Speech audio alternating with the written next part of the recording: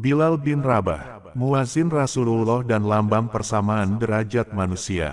Assalamualaikum warahmatullahi wabarakatuh. Sebelum ke kisahnya, sudikah kiranya sahabat cahaya ilahi untuk mengklik tombol subscribe dan share ke keluarga, sahabat, dan teman. Bila disebut nama Abu Bakar, maka Umar akan berkata, Abu Bakar adalah pemimpin kita, yang telah memerdekakan pemimpin kita. Maksudnya ialah Bilal, seorang yang diberi gelar oleh Umar, pemimpin kita, tentulah suatu pribadi besar yang layak memperoleh kehormatan seperti itu. Tetapi setiap menerima pujian yang ditujukan kepada dirinya, maka laki-laki yang berkulit hitam, kurus kerempeng, tinggi jangkung, berambut lebat dan bercambang tipis, sebagai dilukiskan oleh ahli-ahli riwayat, akan menundukkan kepala dan memejamkan mata, serta dengan air mata mengalir membasahi pipinya, akan berkata, saya ini hanyalah seorang Habsyi, dan kemarin saya seorang budak belian. Nah, siapakah kiranya orang Habsyi yang kemarin masih jadi budak belian ini? Itulah dia Bilal bin Rabah, muezzin Islam dan penggoncang berhala yang dipuja Quraisy sebagai Tuhan. La merupakan salah satu keajaiban iman dan kebenaran. Salah satu mujizat Islam yang maka besar. Dari tiap 10 orang, semenjak munculnya agama itu sampai sekarang, bahkan sampai kapan saja dikehendaki Allah, kita akan menemukan sedikitnya 7 orang yang kenal terhadap Bilal. Artinya dalam lintasan kurun dan generasi, terdapat jutaan manusia yang mengenal Bilal, hafal akan namanya dan tahu riwayatnya secara lengkap, sebagaimana mereka kenal akan dua khalifah terbesar dalam Islam, Abu Bakar dan Umar. Anda akan dapat menanyakan kepada setiap anak yang masih merangkak pada tahun-tahun pelajaran dasarnya, baik di Mesir, Pakistan, Indonesia atau Cina, di Amerika Utara, Amerika Selatan, Eropa dan Asia, di Irak, Syria, Turki, Iran dan Sudan, di Tunisia, Aljazair, dan Maroko, pendeknya di seluruh permukaan bumi yang didiami oleh kaum muslimin. Anda akan dapat menanyakan kepada setiap remaja Islam, siapakah Bilal itu, wahai buyung? Tentulah akan keluar jawabannya yang lancar, ia adalah muezzin Rasul. Asalnya seorang budak, yang disiksa oleh tuannya dengan batu, agar ia meninggalkan Islam, tetapi jawabnya, Ahad, Ahad, Allah yang Maha Tunggal, Allah yang Maha Tunggal. Petik 2. Dan setelah Anda lihat keabadian yang telah dianugerahkan Islam kepada Bilal, bahwa sebelum Islam, Bilal ini tidak lebih dari seorang budak belian, yang menggembalakan unta milik tuannya dengan imbalan 2 genggam kurma. Tanpa Islam, pastilah ia takkan luput dari kenistaan perbudakan, sampai maut datang merenggutnya, setelah itu orang melupakannya. Tetapi kebenaran iman dan keagungan agama yang diyakininya telah meluangkan baginya dalam kehidupan dan riwayat hidup, suatu kedudukan tinggi pada deretan tokoh-tokoh Islam dan orang-orang sucinya. Banyak di antara orang-orang terkemuka, golongan berpengaruh dan mempunyai harta, yang tidak berhasil mendapatkan agak 1/10 dari keharuman nama yang diperoleh Bilal si budak Habsyi ini. Bahkan tidak sedikit tokoh-tokoh sejarah yang tidak mencapai separuh kemasyhuran yang dicapai oleh Bilal. Kehitaman warna kulit, kerendahan kasta dan bangsa, serta kehinaan dirinya di antara manusia selama itu sebagai budak belian, sekali-kali tidaklah menutup pintu baginya untuk menempati kedudukan tinggi yang dirintis oleh kebenaran, keyakinan, kesucian dan kesungguhannya setelah ia memasuki agama Islam. Semua itu adalah karena dalam neraca penilaian dan penghormatan yang diberikan kepadanya, tak ada perhitungan lain kecuali kekaguman, yakni ketika dijumpai kebesaran yang tidak terduga. Orang menyangka bahwa seorang hamba seperti Bilal, biasanya asal-usulnya tidak menentu, tidak berdaya dan tidak mempunyai keluarga, serta tidak memiliki suatu hak pun dari hidupnya. Dirinya adalah milik tuannya yang telah membeli dengan hartanya, dan kerjanya berada di tengah hewan ternak, pulang balik di antara unta dan domba tuannya. Menurut dugaan mereka, makhluk seperti ini takkan mampu melakukan sesuatu, atau menjadi sesuatu yang berarti. Kiranya ia berbeda dengan Spa yang disangka dan diperkirakan itu. Karena ia mampu mencapai derajat keimanan yang tidak mungkin dicapai oleh lainnya, lalu menjadi muazin pertama bagi Rasulullah dan Islam, suatu oral yang menjadi incaran bagi setiap pemimpin dan pembesar Quraisy yang telah masuk Islam dan menjadi pengikut Rasul. Benar, Bilal bin Rabah. Corak kepahlawanan apakah, dan bentuk kebesaran manakah yang ditonjolkan oleh ketiga kata-kata ini, Bilal bin Rabah? Ia seorang Habsyi dari golongan orang berkulit hitam. Takdir telah membawa nasibnya menjadi budak dari Bani Jumah di kota Mekah, karena ibunya salah seorang hamba sahaya mereka. Kehidupannya tidak berbeda dengan budak biasa. Hari-harinya berlalu secara rutin tapi gersang, tidak memiliki sesuatu pada hari itu, tidak pula menaruh harapan pada hari esok.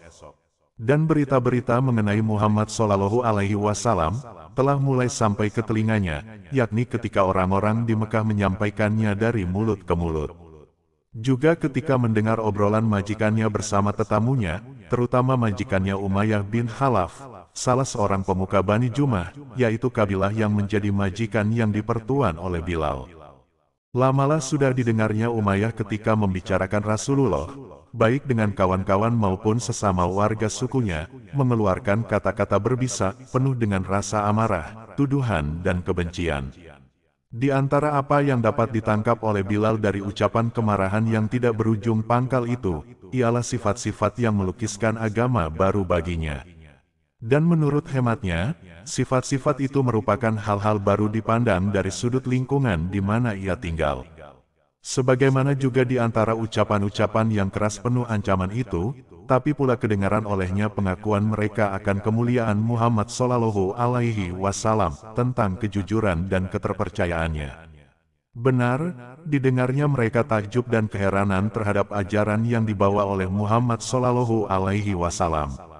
Sebagian mereka mengatakan kepada yang lain, tidak pernah Muhammad SAW berdusta atau menjadi tukang sihir, tidak pula sinting atau berubah akal, walau kita terpaksa menuduhnya demikian, demi untuk membendung orang-orang yang berlomba-lomba memasuki agamanya. Didengarnya mereka mempercakapkan kesetiaannya menjaga amanat, tentang kejujuran dan ketulusannya, tentang akhlak dan kepribadiannya. Didengarnya pula mereka berbisik-bisik mengenai sebab yang mendorong mereka menentang dan memusuhinya, yaitu, pertama kesetiaan mereka terhadap kepercayaan yang diwariskan nenek moyangnya, dan kedua kekhawatiran merosotnya kemuliaan Quraisy, kemuliaan yang mereka peroleh sebagai imbalan kedudukan mereka menjadi markas keagamaan, sebagai pusat ibadat dan upacara haji di serata Jazirah Arab, kemudian kedengkian terhadap Bani Hashim, kenapa munculnya Nabi dan Rasul itu dari golongan ini dan bukan dari pihak mereka. Pada suatu hari, Bilal bin Rabah melihat nur ilahi dan mendengar imbauannya dalam lubuk hatinya yang suci murni. Maka ia mendapatkan Rasulullah SAW dan menyatakan keislamannya. Dan tidak lama antaranya, berita rahasia keislaman Bilal terungkaplah, dan beredar di antara kepala tuan-tuannya dari Bani Jumah, yakni kepala-kepala yang selama ini ditiup oleh kesombongan dan ditindih oleh kecongkakan. Maka setan-setan di muka bumi tampillah bermunculan dan bersarang dalam dada Umayyah bin Khalaf, yang menganggap keislaman seorang hambanya sebagai tamparan pahit yang menghina dan menjatuhkan kehormatan mereka semua. Apa, budak mereka orang Habsyi itu masuk Islam dan menjadi pengikut Muhammad? Walaupun demikian, tidak apa, kata Umayyah dalam hatinya, matahari yang terbit hari ini takkan tenggelam dengan Islamnya budak durhaka itu.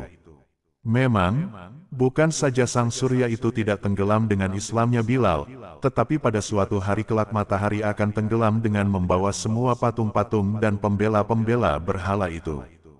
Mengenai Bilal, tidak saja ia beroleh kedudukan yang merupakan kehormatan bagi agama Islam semata, walau Islam memang lebih berhak untuk itu, tetapi juga merupakan kehormatan bagi peri kemanusiaan umumnya. Telah menjadi sasaran berbagai macam siksaan sebagai dialami oleh tokoh-tokoh utama lainnya. Seolah-olah Allah telah menjadikannya sebagai tamsil perbandingan bagi umat manusia, bahwa hitamnya warna kulit dan perbudakan, sekali-kali tidak menjadi penghalang untuk mencapai kebesaran jiwa, asal saja ia beriman dan taat kepada Tuhannya serta memegang teguh hak-haknya. Bilal telah memberikan pelajaran kepada orang-orang yang semasa dengannya, juga bagi orang-orang di segala masa, bagi orang-orang yang seagama dengannya, bahkan bagi pengikut-pengikut agama lain, suatu pelajaran berharga yang menjelaskan bahwa kemerdekaan jiwa dan kebebasan nurani tak dapat dibeli dengan emas separuh bumi, atau dengan siksaan bagaimanapun dahsyatnya. Dalam keadaan telanjang ia dibaringkan di atas bara, dengan tujuan agar ia meninggalkan agamanya atau mencabut pengakuannya, tetapi ia menolak. Maka budak Habsyi yang lemah tidak berdaya ini telah dijadikan oleh Rasulullah Shallallahu Alaihi Wasallam dan agama Islam sebagai guru bagi seluruh kemanusiaan dalam soal menghormati hati nurani dan mempertahankan kebebasan serta kemerdekaannya. Pada suatu ketika, di tengah hari bulat, waktu padang pasir berganti rupa menjadi neraka jahanam, mereka membawanya keluar, lalu melemparkannya ke pasir yang bagai menyala dalam keadaan telanjang. Kemudian beberapa orang laki-laki mengangkat batu besar panas laksana bara, dan menjatuhkannya ke atas tubuh dan dadanya. Siksaan kejam dan biadab ini mereka ulangi setiap hari, hingga karena dahsyatnya lunaklah hati beberapa orang di antara algojo-algojo yang menaruh kasihan kepadanya. Mereka berjanji dan bersedia melepaskannya asal saja ia mau menyebut nama Tuhan-Tuhan mereka secara baik-baik walau dengan sepatah kata sekalipun, tak usah lebih, yang akan menjaga nama baik mereka di mata umum, hingga tidak menjadi buah pembicaraan bagi orang-orang Quraisy bahwa mereka telah mengalah dan bertekuk lutut kepada seorang budak yang gigih dan keras kepala. Tetapi, walau sepatah kata pun yang dapat diucapkan bukan dari lubuk hatinya, dan yang dapat menebus nyawa dan hidupnya tanpa kehilangan iman dan melepas keyakinannya, Bilal tak hendak mengucapkannya. Memang, ditolaknya mengucapkan hal itu, dan sebagai gantinya diulang-ulanglah senandungnya yang abadi, Ahad. Ahad, Allah yang Maha Tunggal, Allah yang Maha Tunggal. Pendera-pendera itu pun berteriak, bahkan seakan-akan hendak memohon kepadanya, sebutlah Lata dan Uzza. Tetapi jawabannya tidak berubah dari, Ahad. Ahad, sebutlah apa yang kami sebut, pinta mereka pula. Tetapi dengan ejekan pahit dan penghinaan yang menakjubkan ia menjawab, lidahku tak dapat mengucapkannya. Petik 2. Tinggallah Bilal dalam deraan panas dan tindihan batu, hingga ketika hari petang mereka tegakkan badannya dan ikatkan tali pada lehernya. Lalu mereka suruh anak-anak untuk mengaraknya keliling bukit-bukit dan jalan-jalan kota Mekah. Sementara Bilal tiada lekang kedua bibirnya melakukan senandung sucinya, Ahad. Ahad, berat dugaan kita, bahwa bila malam telah tiba, orang-orang itu akan menawarkan padanya, esok, ucapkanlah kata-kata yang baik terhadap Tuhan-Tuhan kami, sebutlah, Tuhanku Lata dan Uzza, nanti kami lepaskan dan biarkan kamu sesuka hatimu. Telah letih kami menyiksamu, seolah-olah kami sendirilah yang disiksa. Tetapi pastilah Bilal akan menggelengkan kepalanya dan hanya menyebut, Ahad. Ahad. Petik 2. Karena tak dapat menahan gusar dan amarah murkanya, Umayyah meninju sambil berseru, kesialan apa yang menimpa kami disebabkanmu, hai budak celaka. Demi Tuhan Lata dan Uzza, akan kujadikan kau sebagai contoh bagi bangsa budak dan majikan-majikan mereka. Dengan keyakinan seorang mukmin dan kebesaran seorang suci, Bilal menyahut, Ahad, Ahad. Orang-orang yang diserahi tugas berpura-pura menaruh kasihan kepadanya, kembali membujuk dan mengajukan tawaran, katanya kepada Umayyah, biarkanlah ia wahai Umayyah. Demi Lata dan Uzza, mulai saat ini ia takkan disiksa lagi. Bilal ini anak buah kami, bukankah ibunya sahaya kami? Nah, ia takkan rela bila dengan keislamannya itu nama kami menjadi ejekan dan cemoohan bangsa Quraisy. Bilal membelalakan matanya menentang para penipu dan pengatur muslihat licik itu, tetapi tiba-tiba ketegangan itu menjadi kendur dengan tersunggingnya sebuah senyuman bagai cahaya fajar dari mulutnya. Dan dengan ketenangan yang dapat menggoncangkan dan mengarubirukan mereka, katanya, Ahad. Ahad. Petik 2. Waktu pagi hampir berlalu, waktu duhur dekat menjelang, dan Bilal pun dibawa orang ke padang pasir, tetapi tetap sabar dan tabah, tenang tak tergoyah. Sementara mereka menyiksanya, tiba-tiba datanglah Abu Bakar Siddiq, serunya, apakah kalian akan membunuh seorang laki-laki karena mengatakan bahwa Tuhanku ialah Allah? Kemudian katanya kepada Umayyah bin Khalaf, terimalah ini untuk tebusannya, lebih tinggi dari harganya, dan bebaskan ia. Petik 2. Bagai orang yang hampir tenggelam, tiba-tiba diselamatkan oleh sampan penolong, demikianlah halnya Umayyah saat itu, hatinya lega dan merasa amat beruntung demi didengarnya Abu Bakar hendak menebus budaknya, telah berputus asa akan dapat menundukkan Bilal. Apalagi mereka adalah orang-orang saudagar, dengan dijualnya Bilal mereka melihat keuntungan yang tidak akan diperoleh dengan jalan membunuhnya. Dijualnyalah Bilal kepada Abu Bakar yang segera membebaskannya, dan dengan demikian Bilal pun tampillah mengambil tempatnya dalam lingkungan orang-orang merdeka. Dan ketika As-Siddiq mengepit Bilal membawanya ke alam bebas, berkatalah Umayyah, bawalah ia. Demi Lata dan Uzza, seandainya harga tebusannya tak lebih dari 1 uqiyah, pastilah ia akan kulepas juga. Abu Bakar, arif akan keputusasaan dan pahitnya kegagalan yang tersirat dalam ucapan itu, hingga lebih baik tidak dilayaninya. Tetapi karena ini menyangkut kehormatan seorang laki-laki yang sekarang telah menjadi saudara yang tak berbeda dengan dirinya, maka jawabnya kepada Umayyah, demi Allah, andainya kalian tak hendak menjualnya kecuali 100 uqiyah, pastilah akan kubayar juga. Kemudian pergilah Abu Bakar bersama sahabatnya itu kepada Rasulullah Shallallahu Alaihi Wasallam dan menyampaikan berita gembira tentang kebebasannya. Maka saat itu pun tak ubah bagai hari rais besar juga.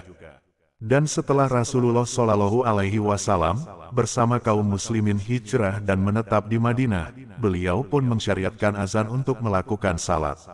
Maka siapakah kiranya yang akan menjadi muezzin untuk salat itu sebanyak 5 kali dalam sehari semalam, yang suara takbir dan tahlilnya akan berkumandang ke seluruh pelosok.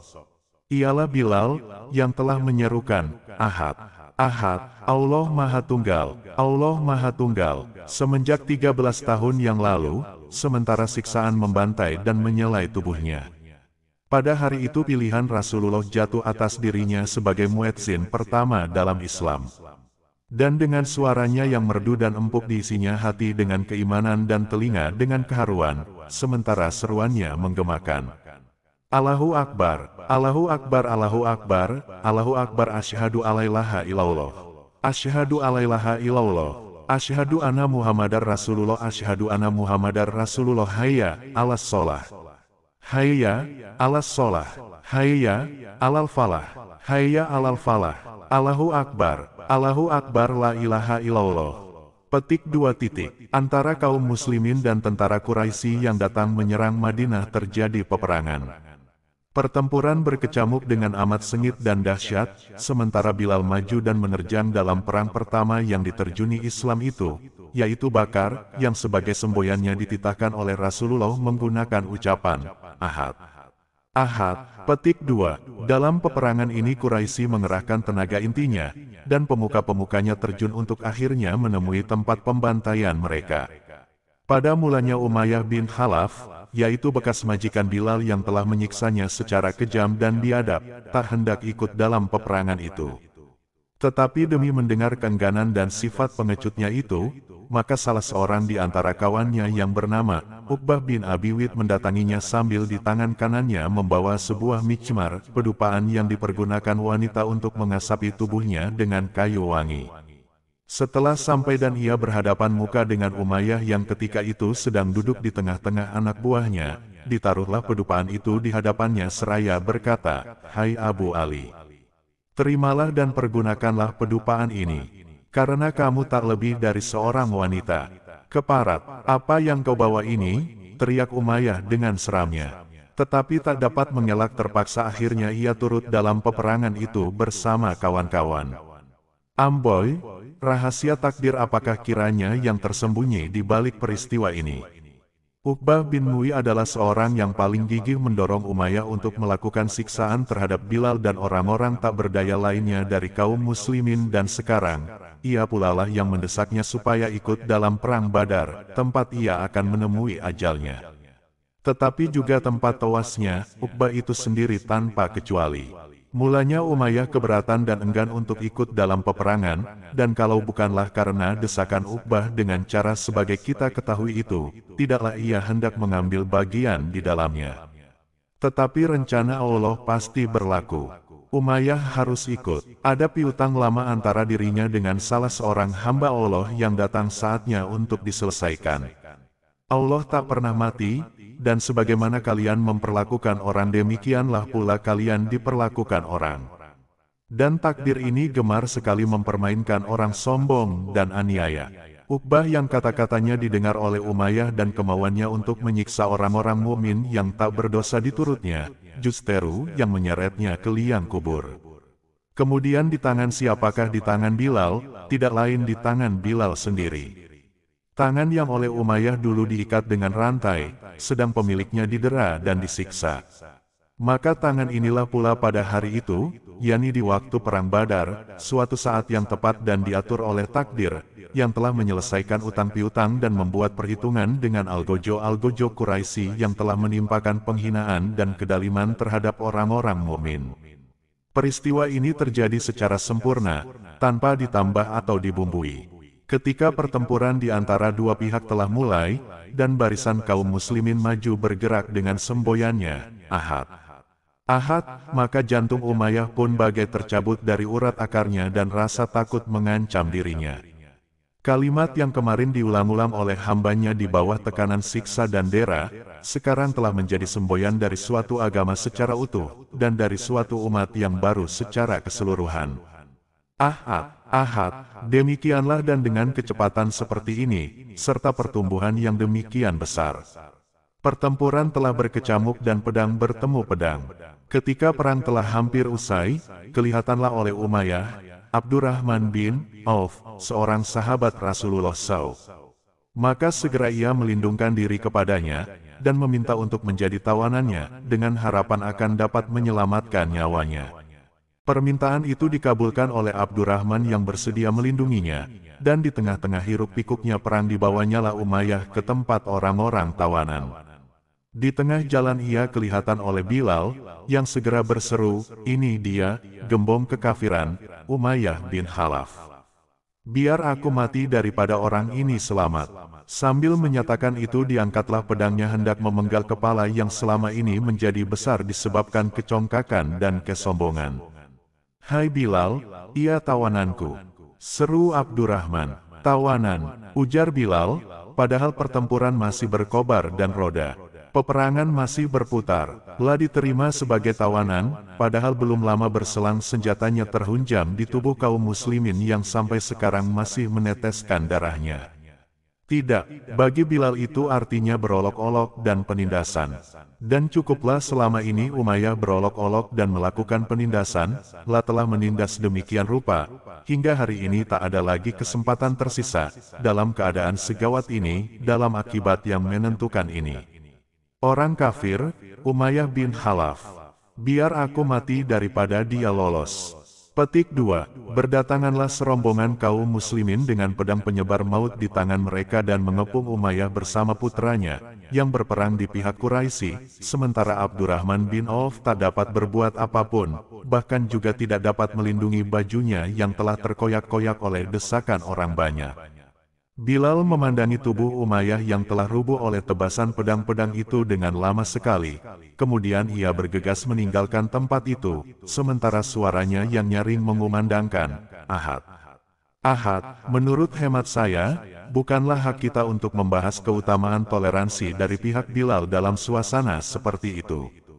Tetapi seandainya pertemuan antara Bilal dengan Umayyah terjadi pada suasana lain, maka bolehlah kita meminta kepadanya agar memberi maaf, yang tak mungkin ditolak oleh orang yang seperti Bilal keimanan dan ketakwaannya.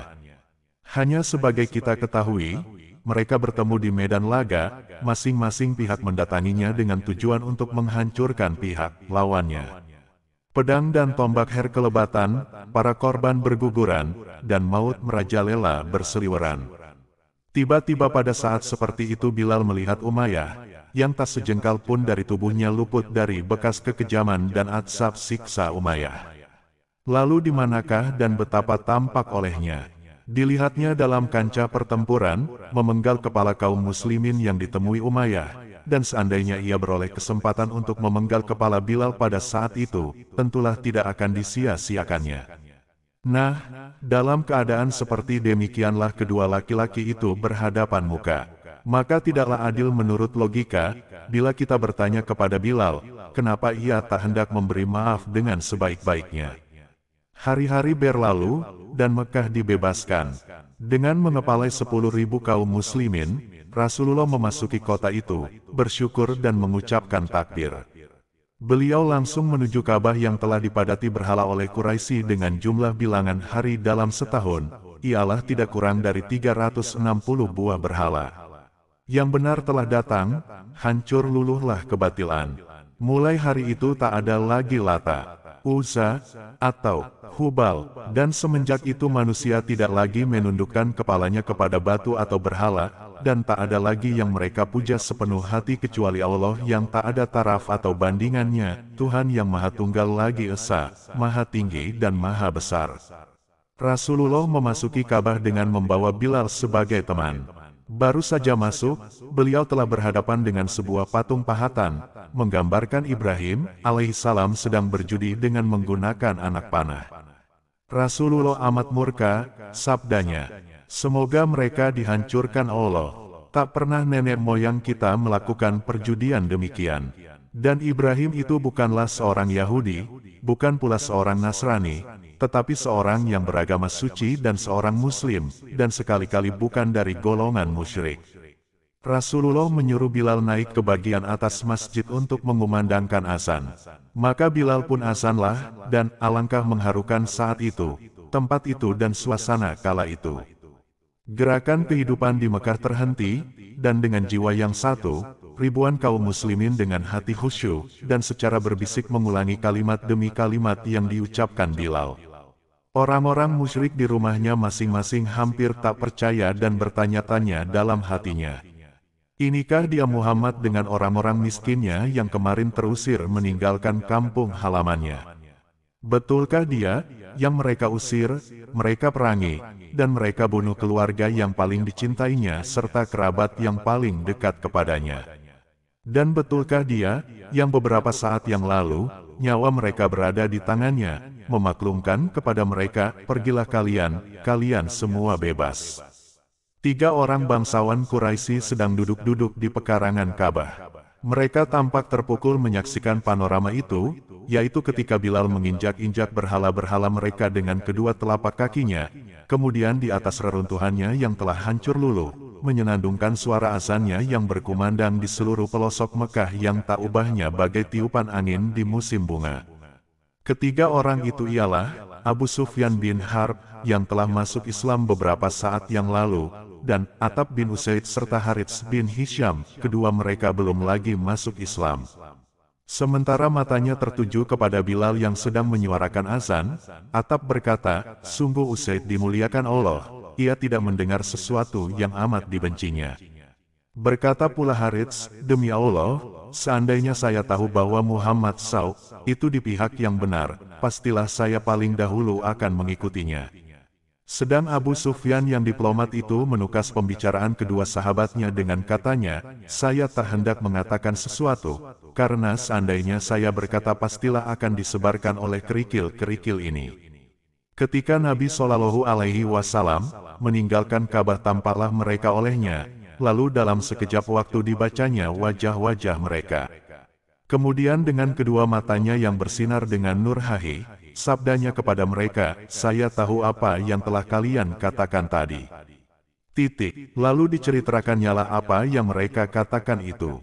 Maka Harits dan Atab pun berseru, "Kami menyaksikan bahwa Anda adalah Rasulullah. Demi Allah tak seorang pun mendengarkan pembicaraan kami, hingga kami dapat menuduh bahwa ia telah menyampaikannya kepada Anda." Sekarang mereka menghadapi Bilal dengan pandangan baru.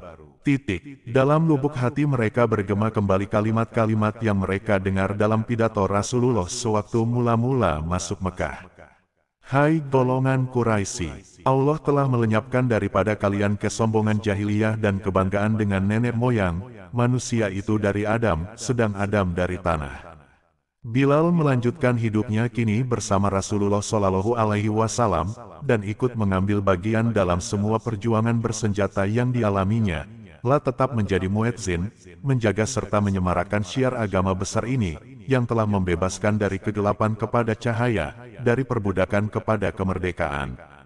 Kedudukan agama Islam semakin tinggi, demikian pula halnya kaum muslimin, taraf dan derajat mereka ikut naik, dan Bilal semakin lama semakin dekat di hati Rasulullah SAW, yang menyatakannya sebagai seorang laki-laki penduduk surga.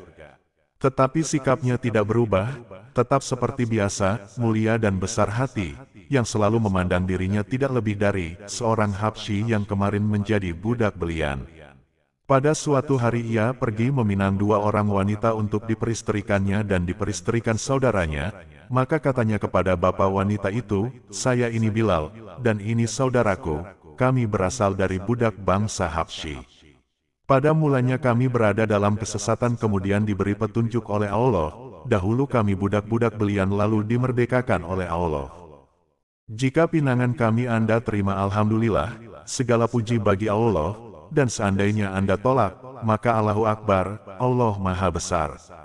Rasulullah Shallallahu Alaihi Wasallam pergi meninggalkan alam fana dan naik ke Rafiqul A'la dalam keadaan ridla dan diridai, dan penanggung jawab kaum muslimin sepeninggal beliau dibebankan di atas pundak khalifahnya Abu Bakar As-Siddiq. Bilal pergi mendapatkan khalifah Rasulullah, menyampaikan isi hatinya. "Wahai khalifah Rasulullah, saya mendengar Rasulullah bersabda, aural orang mukmin yang utama adalah berjihad fisabilillah. Jadi apa maksudmu, hai Bilal?" Tanya Abu Bakar. "Saya ingin berjuang di jalan Allah sampai saya meninggal dunia," ujar Bilal. "Siapa lagi yang akan menjadi muezzin bagi kami?" tanya Abu Bakar pula. Dengan air mata berlinang Bilal menjawab, "Saya takkan menjadi muezzin lagi bagi orang lain setelah Rasulullah."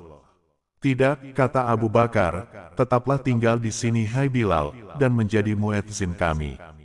Jawab Bilal pula, "Seandainya Anda memerdekakan saya dulu adalah untuk kepentingan Anda, baiklah saya terima permintaan Anda itu. Tetapi bila Anda memerdekakan saya karena Allah, biarkanlah diri saya untuk Allah sesuai dengan maksud baik Anda itu. Tak lain saya memerdekakanmu itu, hai Bilal, semata-mata karena Allah." Kemudian mengenai kelanjutannya terjadi perbedaan pendapat di antara para ahli riwayat.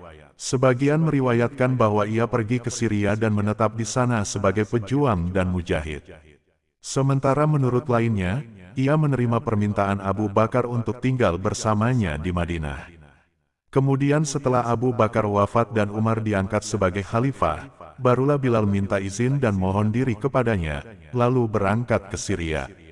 Bagaimanapun juga, Bilal telah menazarkan sisa hidup dan usianya untuk berjuang menjaga benteng-benteng Islam di perbatasan, dan membulatkan tekadnya untuk dapat menjumpai Allah dan Rasul-Nya, sewaktu ia sedang melakukan oral yang paling disukai oleh keduanya.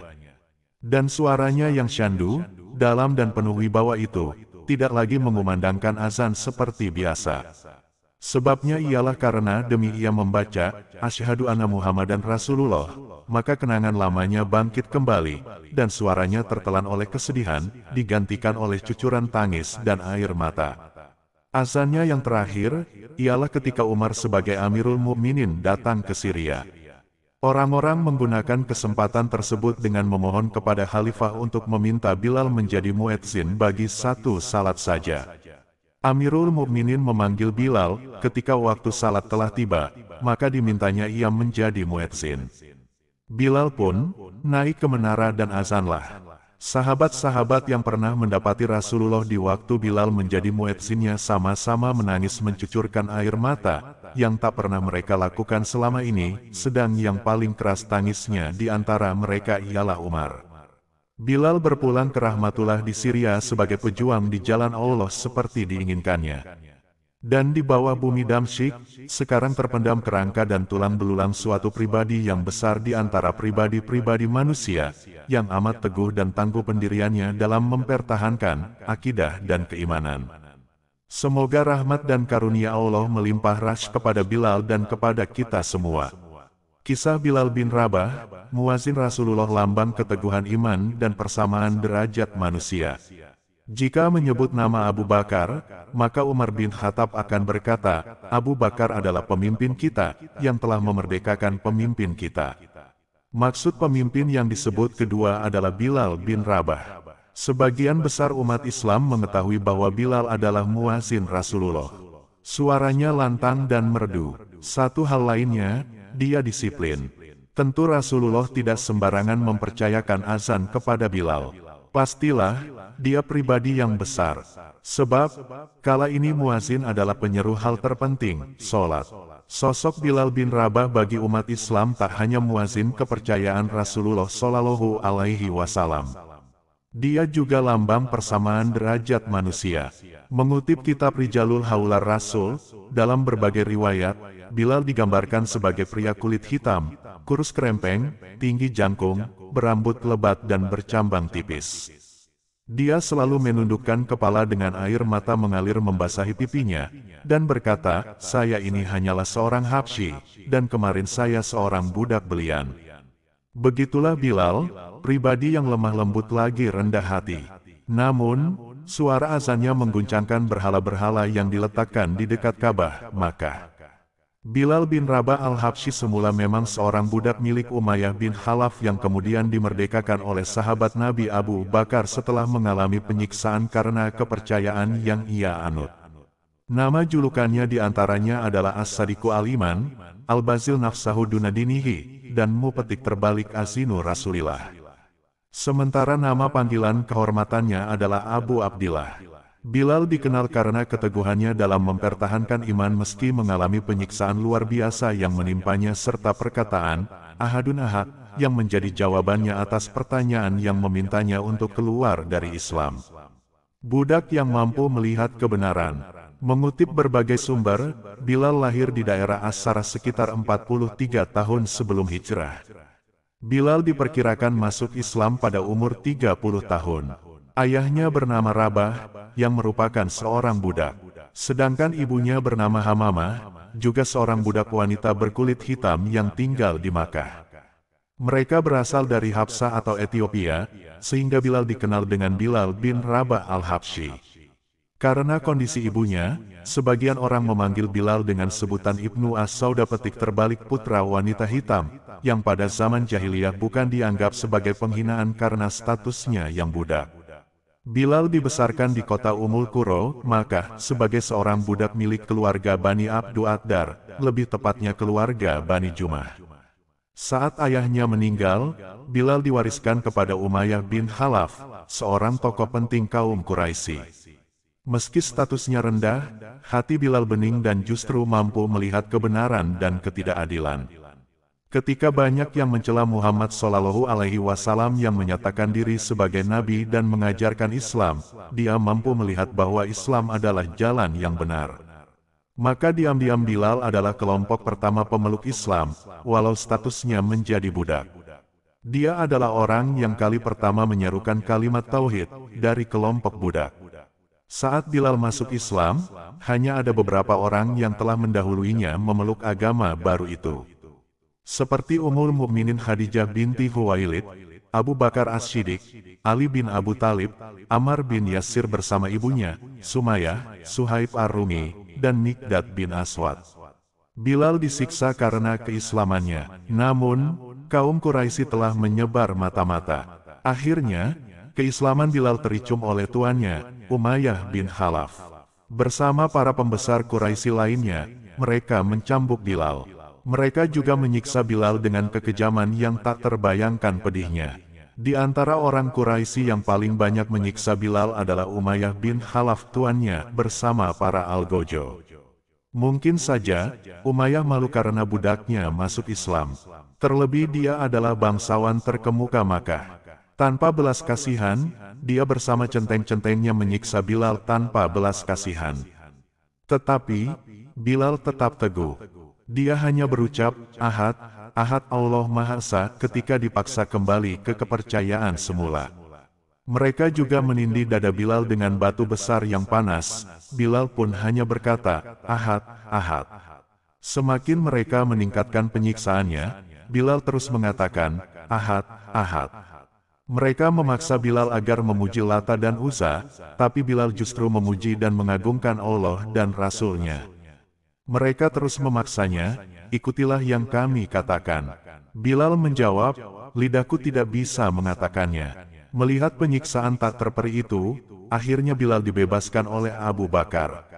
Abu Bakar membeli Bilal dan lantas dimerdekakan olehnya. Dengan demikian, status Bilal bukan lagi seorang budak, melainkan sudah menjadi manusia merdeka, dan menjadi sahabat Nabi yang mulia.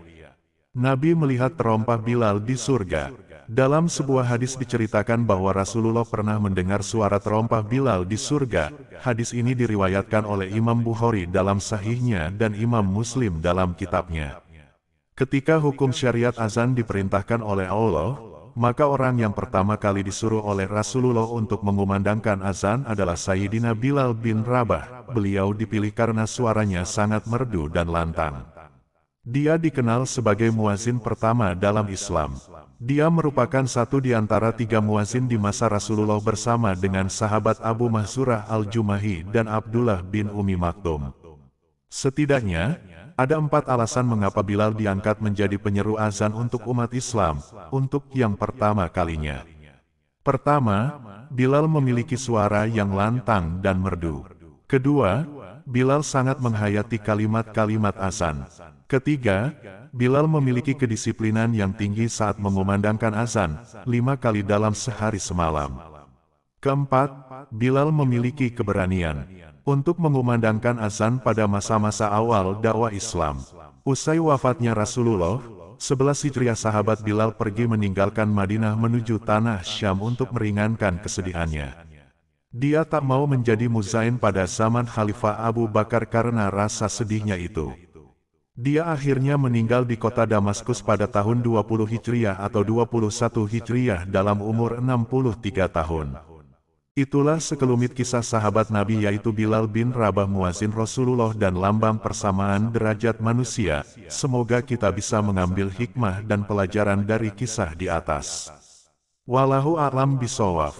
Nantikan kisah-kisah sahabat Nabi selanjutnya hanya di channel Cahaya Ilahi. Wassalamualaikum warahmatullahi wabarakatuh.